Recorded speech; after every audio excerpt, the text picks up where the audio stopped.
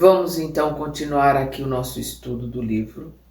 Nós paramos quando Saulo vai procurar Alexandre, seu amigo de infância, e esse amigo coloca para ele que a sua mãe morreu quando soube que tinha havido um mandado de prisão contra Saulo, que a sua irmã e seu cunhado saíram de Jerusalém por causa da humilhação do Saulo ter se convertido à casa do caminho, né? Naquela época não se chamavam cristãos, aos homens do caminho ter se convertido aquele carpinteiro, aquela colocação toda que eles não tinham como entender, como aceitar. O pai dele vivia isolado, extremamente abatido. E então ele coloca para ele que espera que ele, Saulo, se redima, né, se volte atrás. E aí Saulo coloca para Alexandre que Gamaliel também se converteu. E nós vamos ver que Alexandre coloca, não creio, não acredita em Saulo, quando ele diz que Gamaliel também se converteu ao Evangelho. Perdão. Continuamos aqui. Saulo baixou a fronte silencioso. Grande a humilhação daquela hora. Depois de havido como demente, era tido por mentiroso. O Alexandre achou que ele estava demente com as ideias que ele tinha, e agora estava chamando ele de mentiroso por não acreditar que Gamaliel tinha se convertido. Apesar disso, no auge da perplexidade, considerou que o amigo não estava em condições de compreendê-lo integralmente. Refletia na situação embaraçosa quando Alexandre voltou a dizer. Então nós vemos aqui ele já colocando em prática os ensinamentos do Cristo. Porque ele não fica ressentido, ele não fica com raiva, ele não fica com mágoa, ele entende que o amigo dele não tinha condições de compreender o que ele já compreendia. Então ele estava refletindo nessa situação, na situação do amigo, né, do Alexandre, embaraçosa, né, naquela situação embaraçosa dele com esse amigo, o amigo chamando demente, agora de mentiroso. Ele entendendo o lado do amigo, quando Alexandre voltou a dizer: infelizmente, preciso convencer-me do estado precário do teu cérebro. Por enquanto, poderás ficar em Jerusalém à vontade, mas será justo não multiplicar o escândalo da tua enfermidade com falsos elogios do carpinteiro de Nazaré. A decisão do Sinédrio que consegui com tantos sacrifícios poderia modificar-se, né? Porque ele conseguiu modificar a decisão do Sinédrio, que era basicamente de prender para apedrejar, para que o Saulo fosse considerado, fosse apedrejado, né? Quanto ao mais, terminava como a despedi-lo, né? Estava ali praticamente colocando ele para fora. Sabes que continuo as tuas ordens para uma retificação definitiva de atitudes a qualquer tempo. Ou seja, se você voltar ao normal, se você retificar, se você mudar as tuas ideias, eu estou à sua disposição. Saulo compreendeu a advertência. Não era preciso dilatar a entrevista. O amigo expulsava-o com boas maneiras. Em 2 minutos, achou-se novamente na via pública. Era quase meio-dia, um dia quente. Sentiu sede e fome. Então era mais ou menos verão de 40, né? 30. A gente acredita que seja, pelos relatos, 39. Vamos lembrar que o verão naquela região acontece em junho, né, julho e agosto, que são os meses de verão. É nessa época, mais ou menos, que ele está aqui em Jerusalém, passando por toda essa situação. Sentiu sede e fome. Consultou a bolsa, estava quase vazia. Um resto do que recebera das mãos generosas do irmão de Gamaliel, ao deixar Palmira definitivamente. Procurou a pensão mais modesta de uma das zonas mais pobres da cidade. Em seguida, a frugal refeição, e antes que caíssem, em seguida, a frugal refeição, e antes que caíssem as sombras cariciosas da tarde, encaminhou-se esperançoso para o velho casarão reformado, onde Simão Pedro e companheiros desenvolviam toda a atividade em prol da causa de Jesus. No trajeto, recordou-se de quando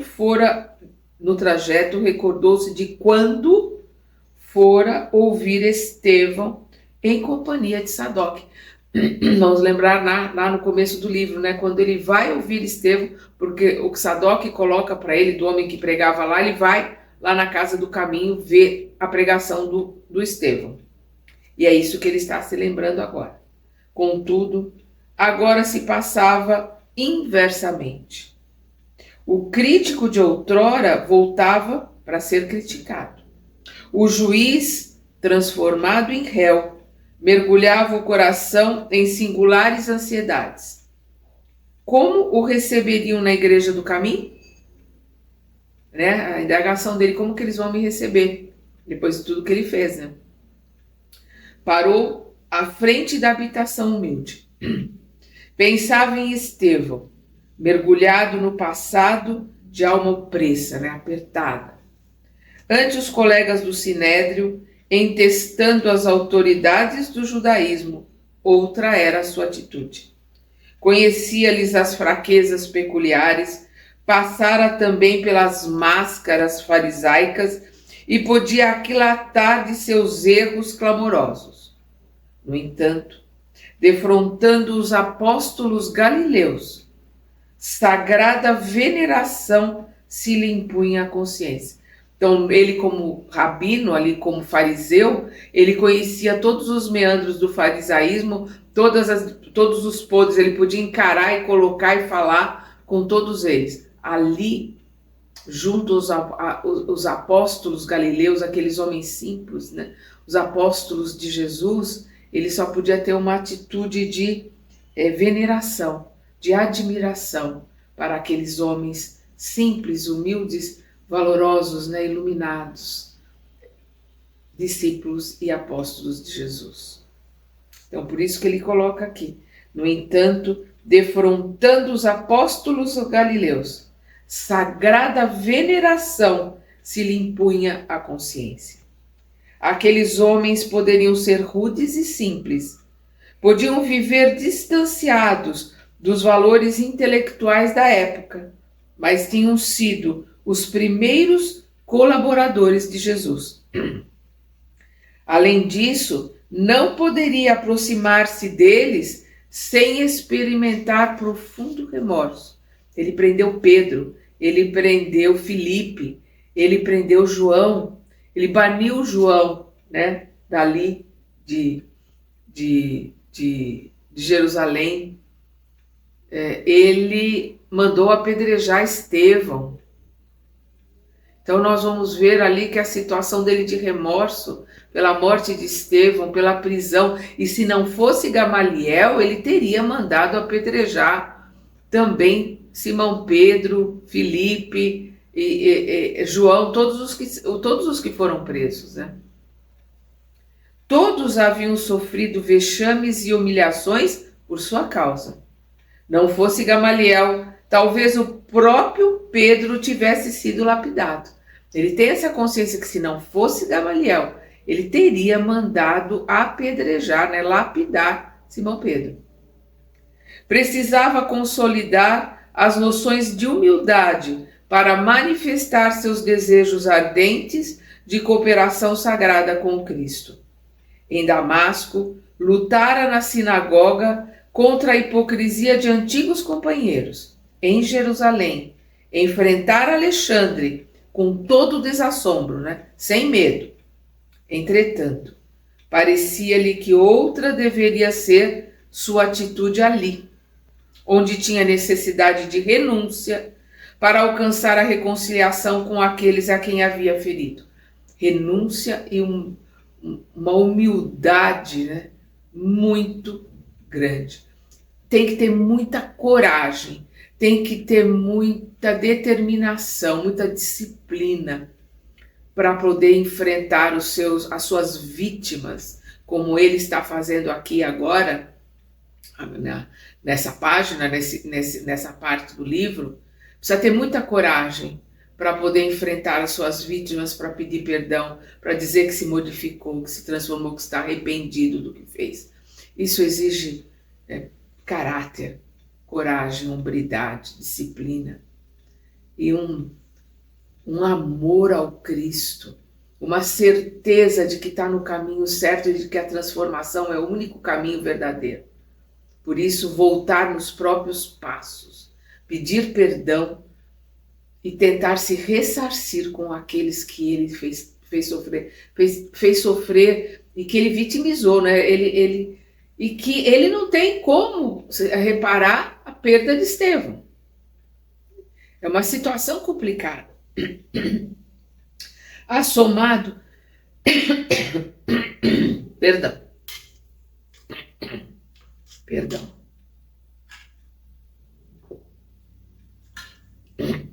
Assomado de profundas reflexões, bateu à porta quase trêmulo. Um dos auxiliares do serviço interno, de nome Prócoro, veio atender solicitamente.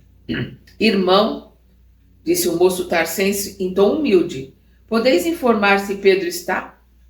Vou saber, respondeu o interpelado amistoso. Caso esteja, acrescentou Saulo algo indeciso, dizei-lhe que Saulo de Tarso deseja falar-lhe em nome de Jesus. Ele já se apresentou, já mostrou quem era para enfrentar desde logo todas as situações, porque ele poderia, pura e simplesmente, dar só o primeiro nome e nem o reconheceriam, porque ali em Jerusalém ninguém estava reconhecendo ele. Mas ele quis dar a cara para bater. Ele mostrou, é Saulo de Tarso que está aqui para conversar com ele em nome de Jesus, para já colocar que ele é um convertido. Prócoro gaguejou um sim, né, entre aspas aqui, imagina o susto que ele levou. Prócoro gaguejou um sim, com extrema palidez. Fixou no visitante os olhos assombrados e afastou-se com dificuldade, sem dissimular a enorme surpresa. Era o perseguidor que voltava depois de 3 anos. Lembrava-se agora daquela primeira discussão com Estevão, em que o grande pregador do Evangelho sofrera tantos insultos. Em poucos momentos alcançava a câmara onde Pedro e João confabulavam sobre os problemas internos. A notícia caiu entre ambos como uma bomba. Ninguém poderia prever tal coisa. Não acreditavam na lenda que Jerusalém enfeitava com detalhes desconhecidos em cada comentário. Quem conta um conto aumenta um ponto. Imagina, as histórias estavam sendo comentadas ali em Jerusalém sobre o convertido de Damasco. Impossível que o algoz implacável dos discípulos do Senhor estivesse convertido à causa do seu evangelho de amor e redenção. Então eles colocam que é impossível que isso tenha acontecido.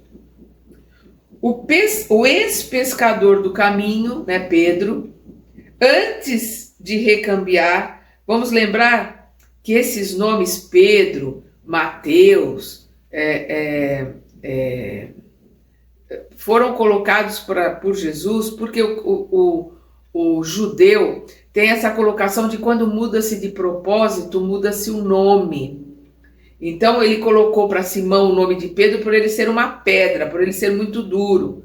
E agora eu não lembro o significado de Mateus, mas também tem a ver com a personalidade de Levi, o nome de Mateus. Vamos lembrar que na Torá, né, no Velho Testamento, Jacó, quando ele luta com o anjo, né, que aquilo é uma metáfora da luta interna, da modificação interior, e ele vence essa luta, ele passa a ser um homem transformado, ele muda o nome dele para Israel. Então, nessa luta, Jacó deixa de se chamar Jacó e passa a se chamar Israel. Então, essa mudança de nome, ela é uma forma de mostrar essa transformação que a pessoa sofreu, né? Mas, entre eles, é óbvio que Levi era chamado de Levi, como a gente veio aqui, Simão era chamado de Simão, né? Então a gente vai usar essas qualificações praticamente que Jesus deu, porque nós as temos, mas naquela época ele vai ser chamado ali, como a gente viu o tempo todo, né, Mateus vai ser chamado de Levi, Simão Pedro de Simão, né? O ex-pescador do caminho, antes de recambiar, quer dizer, mandar de volta o portador ao inesperado visitante, mandou chamar Tiago, para resolverem os três a decisão a tomar. Vamos lembrar que aqui é Tiago menor, né? Irmão de Levi, irmão de Mateus. E João é João evangelista, né? É o filho de Zebedeu e Salomé, irmão de Tiago maior. E aqui, pelo que a gente está vendo, deve ser perto ano 40 mesmo, por aí, porque Tiago maior se coloca que ele foi decapitado a mando de Herodes por essa perseguição que Saulo começou no ano de 40, por volta do ano 40. Então nós estamos aqui nessa época mesmo, 39 e 40, onde Tiago já foi sacrificado, né, que é considerado ali o primeiro mártir, mas a gente sabe que é o segundo mártir ali da Casa do Caminho, né? E aqui eles mandam chamar Tiago para resolverem os três a decisão a tomar, porque Jesus coloca que as decisões devem ser sempre feitas no grupo, sempre feita entre os amigos, sempre feita com o coração aberto, sempre dentro da fraternidade, da empatia, né? Se colocando no lugar do outro, da caridade. O filho de Alfeu, né, como eu estava falando, quem que é o filho de Alfeu? Tiago, né? Porque Levi também é filho de Alfeu e Tadeu também, são os três irmãos filhos de Alfeu, né? Levi, que a gente tem o nome de Tiago, Levi, que tem o nome de Mateus, Tiago, que é chamado Tiago menor, e Tadeu, que é chamado Judas Tadeu, né?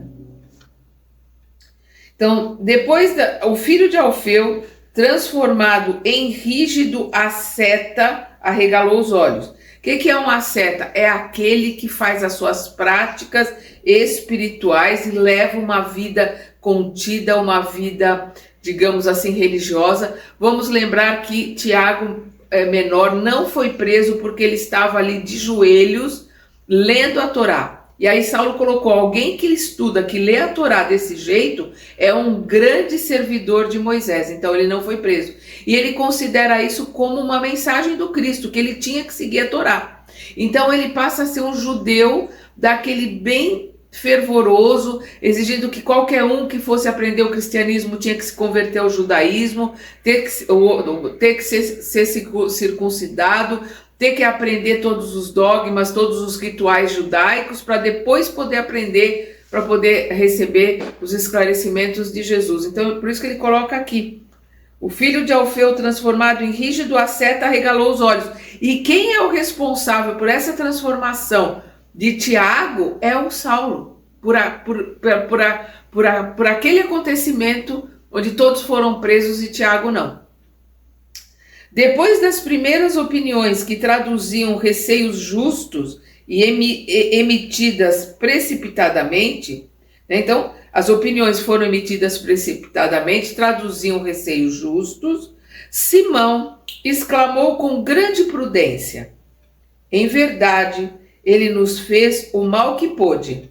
Entretanto, não é para nós que devemos temer, e sim pela obra do Cristo que nos está confiada. Ou seja, nós não temos que estar preocupados conosco, né? Nós temos que nos preocupar com a obra que o Cristo nos confiou, que nós temos que realizar.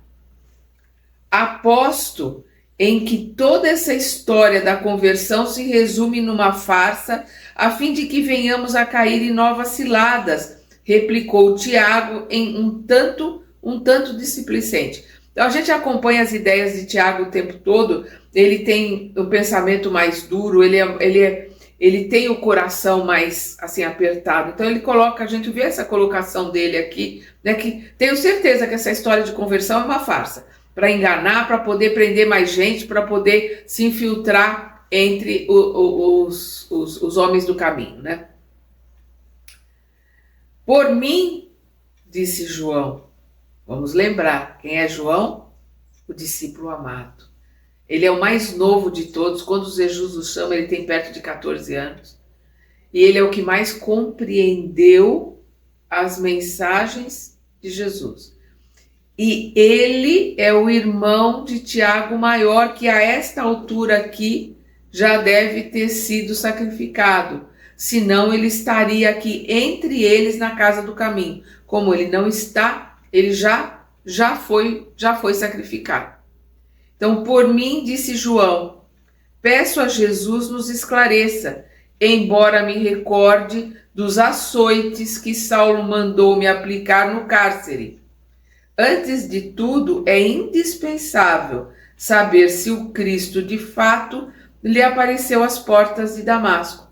Então aqui, ele com o seu coração, ele com o seu conhecimento, um espírito extremamente elevado, por isso é o discípulo mais amado, é o discípulo como é descrito no Evangelho, o discípulo amado de Jesus, por causa do espírito elevado que ele era, por causa da capacidade de compreensão que ele tinha do que Jesus estava colocando, ele coloca, eu lembro do que eu apanhei lá no cárcere, eu lembro do que Saulo fez, mas antes de tudo é indispensável saber se o Cristo de fato lhe apareceu às portas de Damasco. Como quem dizendo, se o Cristo realmente apareceu e o escolheu, quem somos nós para preteri-lo, né? Para deixarmos ele de lado. Mas saber como, dizia Pedro com profunda compreensão. Nosso material de reconhecimento é o próprio Saulo. Ele é o campo que revelará ou não a planta sagrada do Mestre. Olha, o conhecimento, a sabedoria, o entendimento de Pedro. Por quê? Porque conversando com Saulo, olhando para ele, falando com ele, é que nós vamos saber se ele se converteu ou não. Ele é o campo que revelará ou não a planta sagrada do Mestre. A meu ver, quer dizer, a planta, né, a que está brotando ali, né, se ela é sagrada, se ela é do Mestre mesmo ou não. A meu ver, Pedro continua aqui, a meu ver, tendo a zelar um patrimônio que não nos pertence, que são a casa do caminho onde eles acodem todos os necessitados, somos obrigados a proceder como aconselha a providência humana, como aconselha a prudência humana. Não é justo abrirmos as portas quando não lhe conhecemos o intuito. Da primeira vez que aqui esteve, Saulo de Tarso foi tratado com o respeito que o mundo lhe consagrava, né? Doutor da lei. Busquei-lhe o melhor lugar para que ouvisse a palavra de Estevão. Infelizmente, sua atitude desrespeitosa e irônica provocou escândalo que culminou na prisão e na morte do companheiro. Nós temos aqui essa colocação do escândalo, é algo difícil, algo ruim que acontece, né? Mudou essa conotação da palavra escândalo do que ela era usada na época de Jesus. Vamos lembrar quando Jesus coloca que o escândalo há de vir, mas ai daquele que for o causador, né? Daquele que o provocar, daquele que causar o escândalo, ou seja, as coisas ruins, as coisas difíceis, o mal vai acontecer, mas ai daquele que participar disso, né? Que for partícipe do mal que está ocorrendo. Então essa é a colocação de escândalo daquela época. Então, infelizmente, sua atitude desrespeitosa e irônica provocou escândalo, quer dizer, um grande mal, uma situação extremamente sofrida, né? A morte de Estevão, que culminou na prisão e morte do companheiro. Veio espontaneamente e voltou para prender-nos. Ao carinho fraternal que lhe oferecemos, retribuiu com algemas e cordas. Assim externando, também não devo esquecer a lição do Mestre Jesus, relativamente ao perdão. E por isso reafirmo que não penso por nós, mas pelas responsabilidades que nos foram conferidas. Então ele está preocupado com as pessoas que eles estão tratando ali, as responsabilidades que eles têm, mas também não podemos esquecer as palavras de Jesus, é o que ele está colocando. Não podemos esquecer as lições do Mestre, que é a do perdão. Ante considerações tão justas, os outros calavam, enquanto o ex-pescador acrescentava, né, Simão Pedro. Por conseguinte, não me é permitido recebê-lo nesta casa sem maior exame, ainda que me não falte sincera boa vontade para isso. Quer dizer, embora eu tenha boa vontade para recebê-lo, eu não posso recebê-lo sem um exame maior, porque eu posso estar colocando em risco as pessoas que estão aqui. Resolvendo o assunto por essa forma, convocarei uma reunião para hoje à noite, né? Porque segundo as colocações de Jesus, as reuniões mais importantes devem ser feitas em grupo, né? O grupo age e pensa melhor do que um sozinho. Então, convocarei uma reunião para hoje à noite. O assunto é muito grave. Saulo de Tarso foi o primeiro perseguidor do Evangelho. Quero que todos cooperem comigo nas decisões a tomar, pois de mim mesmo não quero parecer nem injusto, nem imprevidente. Ele não quer ser injusto com Saulo, mas também ele não quer ser imprevidente com a responsabilidade que ele tem ali, com todas as pessoas que ele socorre na casa do caminho. E depois de longa pausa, dizia para o emissário: vai, Prócoro, dize-lhe que volte depois, que não posso deixar os quefazeres mais urgentes. E se ele insistir? Perguntou o diácono preocupado. Diácono é encarregado, né? O encarregado ali da casa do caminho é o Prócoro, né? É um dos encarregados. Nós vamos ver que Barnabé também é um encarregado. Então é um dos encarregados ali da casa do caminho. Se ele de fato aqui vem em nome de Jesus, né? É Pedro colocando. Se ele de fato aqui vem em nome de Jesus, saberá compreender e esperar. Saulo aguardava ansiosamente o mensageiro. Era-lhe preciso encontrar alguém que o entendesse e lhe sentisse a transformação. Estava exausto. A igreja do caminho é que a gente sempre entende a igreja como assembleia, o lugar onde as pessoas se reuniam. Então a igreja do caminho era a derradeira esperança, era a sua última esperança de poder mostrar sua transformação, receber ajuda, receber orientações, né, e ensinamentos. Prócoro transmitiu-lhe o recado com grande indecisão. Não era preciso mais para que tudo compreendesse. Os apóstolos galileus não acreditavam na sua palavra. Agora examinava a situação com mais clareza. Percebia a indefinível e grandiosa misericórdia do Cristo visitando-o inesperadamente no auge do seu abismo espiritual, às portas de Damasco. Então ele compreende a misericórdia do Cristo, que ali no auge da loucura dele, do abismo espiritual dele, estava se afundando cada vez mais, ia se afundar mais ainda, porque ele ia aprender para lapidar, para, né, matar a pedradas o Ananias. Jesus aparece para ele, então ele entende a misericórdia de Jesus e entende como é difícil para os homens terem essa mesma misericórdia. Pelas dificuldades para ir ter com Jesus, avaliava quanta bondade e compaixão seriam necessários para que o Mestre o acolhesse, endereçando-lhe sagradas exortações no encontro inesquecível. O diácono, né, o encarregado, fixou-o com simpatia. Saulo recebera a resposta altamente desapontado. Ficou pálido e trêmulo, como que envergonhado de si mesmo. Além disso, tinha aspecto doentio, olhos encovados, era pele e osso. A gente vê que ele está doente, né? Ele está magro, pálido, né? Depois de tudo que ele passou, mandando mais de uma semana, né? Com calor de dia e frio de noite, ele está doente. Compreendo, irmão, disse de olhos molhados. Pedro tem motivos justos. Então, a gente já vê aqui a transformação de Saulo, né? Ele olha para Prócoro e diz: compreendo, irmão, Pedro tem motivos justos. Aquelas palavras comoveram a Prócoro no mais íntimo da alma, e evidenciando o seu bom desejo de ampará-lo, exclamou a demonstrar perfeito conhecimento dos fatos: não trazeis de Damasco alguma apresentação de Ananias? Já tenho comigo as do mestre. Respondeu Saulo ali para ele: já tenho comigo as do mestre, né? Do mestre Jesus. Como assim? Perguntou o diácono admirado. Jesus disse em Damasco, falou o visitante com serenidade, que mostraria quanto me compete sofrer por amor ao seu nome. Vamos lembrar as palavras de Jesus, o que ele teria que passar, o que ele teria que sofrer por amor ao nome de Jesus, as palavras aos ensinamentos de Jesus.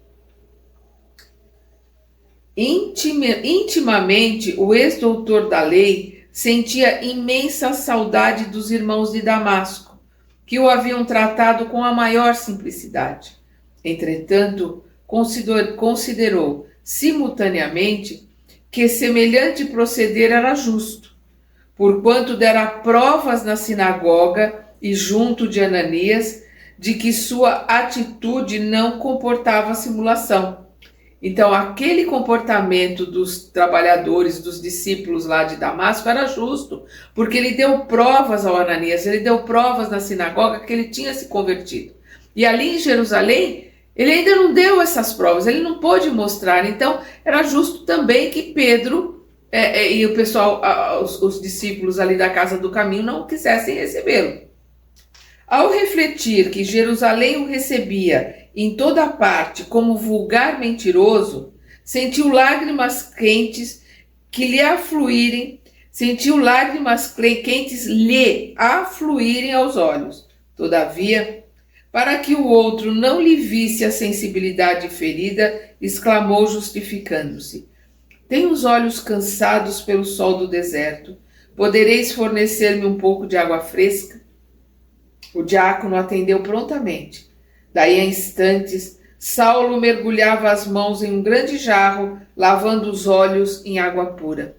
Quer dizer, ele pediu ali a água, dizendo, que ele precisava lavar o rosto, mas porque ele estava ali com os olhos cheios d'água e não queria passar por aquele constrangimento, Voltarei depois, disse em seguida, estendendo a mão ao auxiliar dos apóstolos, que se afastou impressionado. Amargando a fraqueza orgânica, o cansaço, o abandono dos amigos, as desilusões mais acerbas, o moço de Tarso retirou-se cambaleante. À noite, consoante deliberara, Simão Pedro, evidenciando admirável bom senso, reuniu os companheiros de mais responsabilidade para considerar o assunto. Então, como ele havia considerado e colocado antes, à noite, Simão Pedro, fez a reunião com os trabalhadores ali da Casa do Caminho para deliberarem acerca de Saulo. Além dos apóstolos galileus, estavam presentes os irmãos Nicanor, Prócoro, Pármenas, ou Parmenas, eu não sei exatamente como se pronuncia, Timão, Nicolau e Barnabé. Este último incorporado ao grupo de auxiliares mais diretos da igreja por suas elevadas qualidades de coração. Nós vamos ver ao longo do livro, o espírito elevado, conciliador, amoroso que é Barnabé. Com permissão de Pedro, Tiago, que é Tiago menor, irmão de Levi, Tiago, iniciou as conversações, manifestando-se contrário a qualquer espécie de auxílio imediato ao convertido da última hora. João ponderou que Jesus tinha poder para transformar os espíritos mais perversos, como para levantar os mais infortunados da sorte. Então, João, como sempre, que compreendeu os ensinamentos do Cristo, o magnetismo, a força, o poder do amor do Cristo, colocou que ele ponderou, Jesus tinha esse poder de transformar os espíritos mais perversos. Então poderia ser sim que Saulo estivesse modificado por causa do encontro que ele teve com Jesus, e que este encontro modificaria o homem mais perverso. Com certeza modificou Saulo. Aí a gente vê o entendimento, né, o conhecimento que João tinha, apesar de ser tão novinho. Né, naquela encarnação ele era muito novinho ali nessa época ainda. E Simão Pedro, o mais velho de todos, né? Prócoro relatou suas impressões a respeito do pertinaz perseguidor do Evangelho, ressaltando a compaixão que seu estado de saúde despertava nos corações mais sensíveis. Colocou todas as impressões que ele teve e a impressão de que ele estava doente, que ele estava precisando de ajuda. Chegada a sua vez, Barnabé esclareceu que ainda em Chipre, antes de transferir-se definitivamente para Jerusalém, ouvir alguns levitas descreverem a coragem com que o convertido falara na sinagoga de Damasco logo após a visão de Jesus. Vamos lembrar que esses levitas, né, tinham vindo de Chipre, os mais importantes estavam na casa de Sadoc, então tinham esses levitas na sinagoga de Damasco, logo depois da conversão de Saulo, quando ele foi falar lá na sinagoga. Então Barnabé ouviu o comentário desses levitas, da coragem, né, que o convertido falara na sinagoga de Damasco, falando da visão de Jesus e falando de que Jesus era sim o Messias esperado. O ex-pescador de Cafarnaum solicitou pormenores do companheiro, impressionado com a sua opinião. Então, Simão Pedro pediu a Barnabé que colocasse as suas ideias, porque ele ficou impressionado, né, com aquela benevolência, porque só estava João e Barnabé e Pedro, só Pedro colocando ali os ensinamentos de Jesus, né, João, que tinha mais conhecimento, e Barnabé surpreendendo Pedro ali, com a amorosidade e com esse conhecimento que ele tem.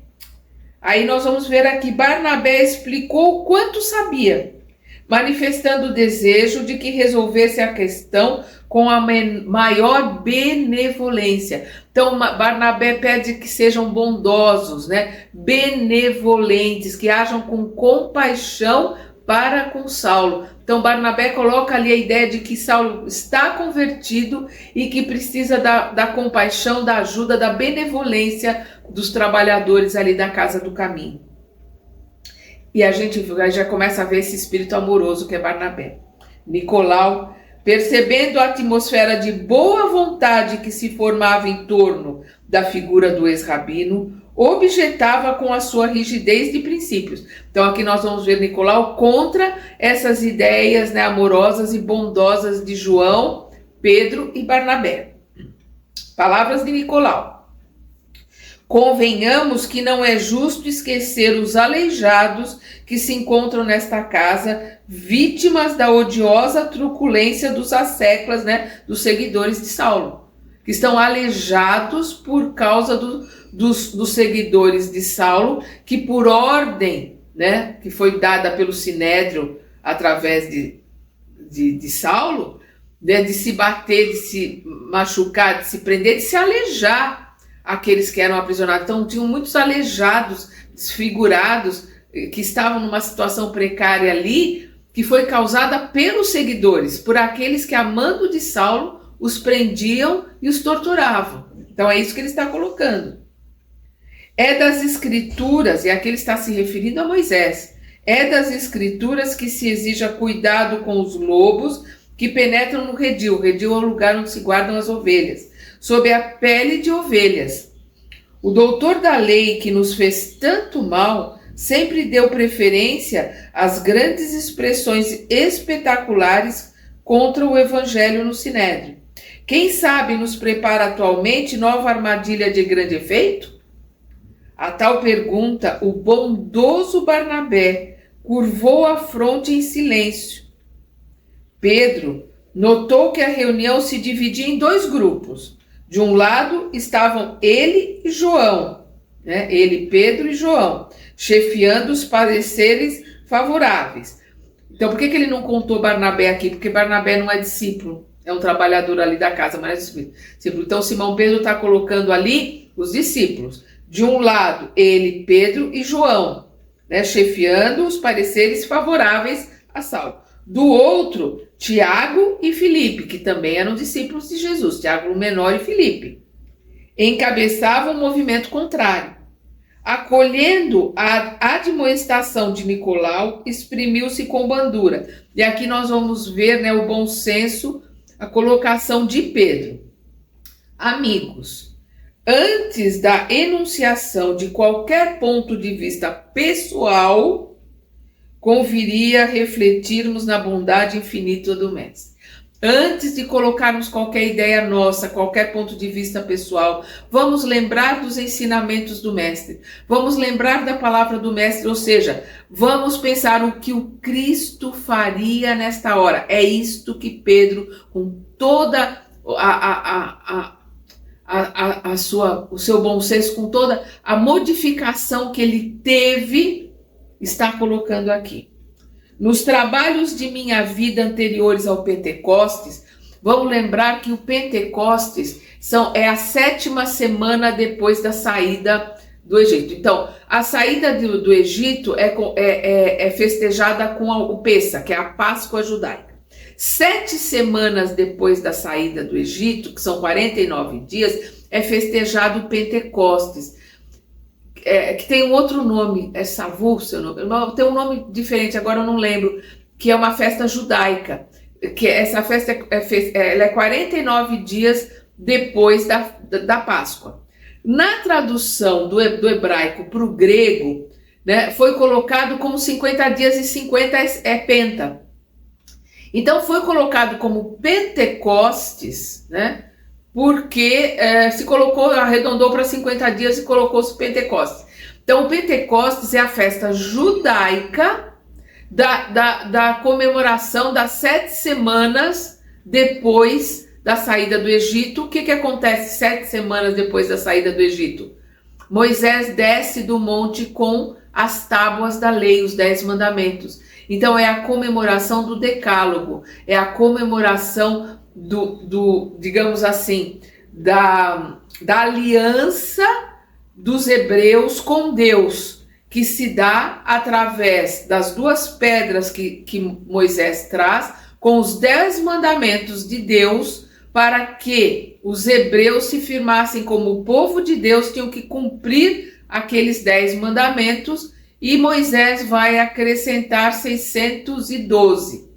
Porque o judeu tem 613, aliás, Moisés vai acrescentar 602, porque os judeus têm 613 mandamentos a serem seguidos. Então, o Pentecostes é a comemoração do decálogo, dos 10 mandamentos. E todo o hebreu tinha que estar em Jerusalém, tinha que ir para Jerusalém para a festa da Páscoa e a festa do Pentecostes, que para os judeus tem outro nome, que agora me fugiu.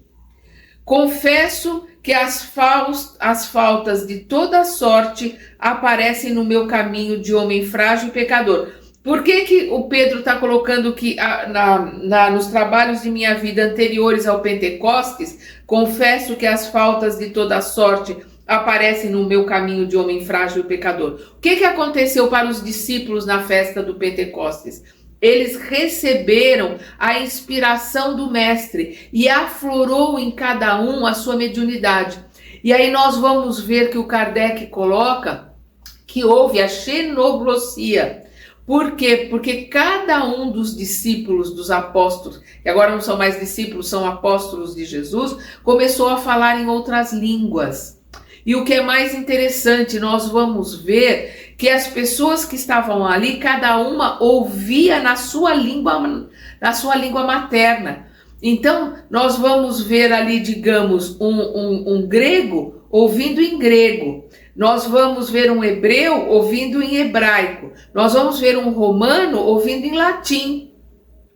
Então, o que acontece ali é um fenômeno mediúnico, né, de xenoglossia, onde os discípulos vão falar outras línguas, e o que é mais importante, mais interessante, as pessoas vão ouvir na sua língua pátria, na sua língua mãe, ou seja, a língua que elas têm maior compreensão daquilo que está sendo falado. Então é isto que marcou o Pentecostes, e a partir do Pentecostes nós vamos ver o Simão Pedro, como todos os discípulos, completamente transformados, modificados, saindo a pregar e a curar, coisa que eles não conseguiam fazer antes. Então ele está colocando aqui, né? Confesso que tinha, né, todas as faltas de toda a sorte, apareceram no meu caminho de homem frágil e pecador, extremamente frágil e pecador. E ele continua, Pedro, não hesitava em apedrejar os mais infelizes, né, porque a lei judaica do apedrejamento. E cheguei mesmo a advertir o Cristo para fazê-lo. Vamos lembrar lá, quando Pedro é contra uma série de coisas, vamos lembrar Pedro contra Maria de Magdala. Porque quando Maria de Magdala ou Maria de Madalena, não importa, Magdala, Madalena, e dá mesmo lugar. Então nós vamos, quando ela chega lá na casa de Pedro, porque ela vai visitar Jesus, ela vai na casa de Pedro.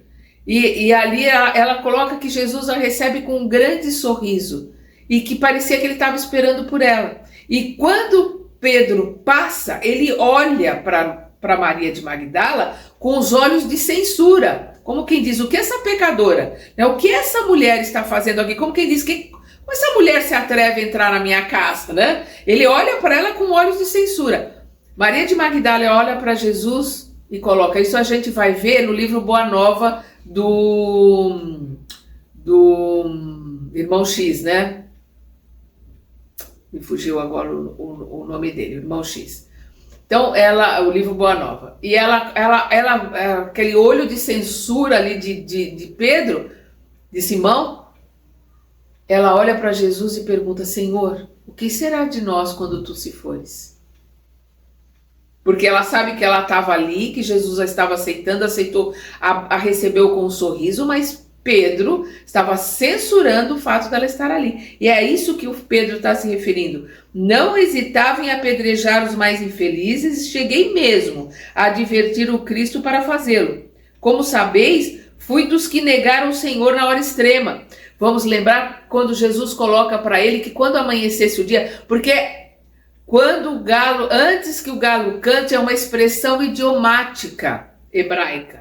Antes que o galo cante quer dizer, quando o dia amanhecer, é uma expressão idiomática, né, que da época. E as pessoas e os tradutores traduziram literalmente, né, como outras expressões da época que os tradutores fazem literalmente. Então, por exemplo, hoje em dia se a gente fala, nossa, fulano chegou em casa, estava tão bravo, ele quebrou tudo. E a gente vai colocar que ele foi lá e pegou os móveis, pegou todas as coisas e saiu quebrando? Não, é uma expressão idiomática, é uma forma de expressar, como os jovens colocam hoje. Ai, aquela festa foi massa. Quer dizer que a festa foi boa. Se alguém que não conhece bem for fazer a tradução de alguma coisa que está escrita, e ele colocou que aquela festa foi massa, o tradutor vai colocar, e ele colocou que naquela festa ele comeu massa. Não tem não tem nada a ver com o que está escrito. Porque o que a pessoa colocou quando ele disse que foi massa? Que aquilo foi bom, foi legal, foi muito bom. Mas quem não tem familiaridade com o idioma vai dizer que se comeu massa. Porque massa é um prato de comida. Então, quando não se conhece em profundidade determinado idioma, o tradutor é traidor, como se diz, né? Então, essa expressão, quando o galo cantar, é uma expressão idiomática. Então, Jesus colocou para ele, antes que o dia amanheça, você me negará 3 vezes. E foi o que o Pedro fez. Como ele diz aqui, como sabeis, fui dos que negaram o Senhor na hora extrema. Entretanto, depois que nos chegou o conhecimento pela inspiração celeste, não será justo olvidarmos, esquecermos o Cristo em qualquer iniciativa. O que é que chegou o conhecimento pela inspiração celeste? Né? No coração. E isso aconteceu quando? No Pentecostes. Quando ele sentiu ali todas as suas mediunidades, toda aquela energia, toda aquela força do mestre que o invadiu. E ele se transformou ali. O mestre que se materializou ali para eles, né, que o hebreu coloca como ressuscitar, porque eles não tinham outra palavra que não fosse essa, Mas ressuscitar para a nossa linguagem ocidental é ir com o corpo junto, isso não tem sentido. Ele estava ali materializado. Ele mostrou que a morte não existia. Então não tinha o que temer, porque não existia morte, ninguém podia matá-los. E depois do Pentecostes, todos eles estavam fortalecidos, é o que ele coloca aqui. Entretanto, depois que nos chegou o conhecimento pela inspiração celeste, ou seja, o evangelho, depois que o evangelho estava dentro do coração, não estava mais no intelecto, não estava mais na palavra, só na palavra, não estava só mais naquilo que ele ouviu, estava dentro do coração para ele pôr em prática. É isso que ele está colocando como inspiração celeste. Não será justo esquecermos o Cristo em qualquer iniciativa. Ou seja, precisamos pensar no que o Cristo faria, o que ele colocaria, lembrarmos das palavras dele para tomarmos uma decisão. Precisamos pensar que, olha aqui as palavras de Pedro, precisamos pensar que, se Saulo de Tarso procura valer-se de semelhantes expedientes, que é o lobo na pele de cordeiro, valer-se de semelhantes expedientes para desferir novos golpes nos servidores do evangelho, então ele é ainda mais desgraçado do que antes, quando nos atormentava abertamente. Porque antes ele colocava o pensamento dele na cara, sem hipocrisia. Se vocês acham que ele está fazendo isso de uma forma hipócrita, ele está pior do que ele era antes. Então ele está colocando aqui, o bom senso vai dizer que não, que ele deve ter se modificado. É isso que Pedro está colocando. Sendo, pois, um necessitado, como o Prócoro ali colocou, né, que ele estava adoecido, magro, barbudo, cabeludo, extremamente necessitado. Então, sendo, pois, um necessitado de qualquer modo, não vejo razões para lhe recusarmos mãos fraternas. Então, nós vemos aqui o bom senso, nós vemos aqui o Pedro se lembrando dos ensinamentos do Cristo e colocando os ensinamentos do Cristo em pauta.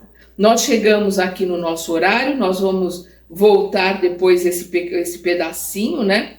E continuamos a partir daqui. Até lá.